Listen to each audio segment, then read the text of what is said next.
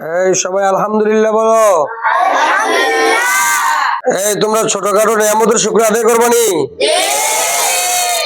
এই ছোটখাটো নিয়ামতের শুকরিয়া আদায় করলে আল্লাহ তাআলা তোমাদের জন্য আল্লাহ তাআলা আরো অনেক বড় বড় কিছু রাখবে তোমাদের জন্য।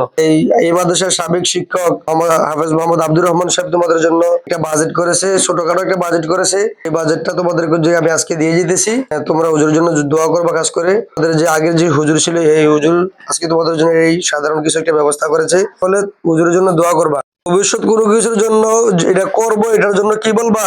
ইনশাআল্লাহ। কি বলবা? শুকরিয়ার জন্য কি বলবা?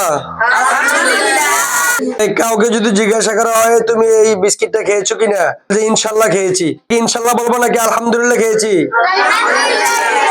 আলহামদুলিল্লাহ খেয়েছি বলতে হবে। অনেকে বলে যে ইনশাআল্লাহ খেয়েছি। ইনশাআল্লাহ হবে এখানে? এখানে ইনশাআল্লাহ হবে না। ভবিষ্যতে কোনো কিছু করবো, খাবো, এটার জন্য কি বলবো? ইনশাআল্লাহ খাবো। কি বলবো?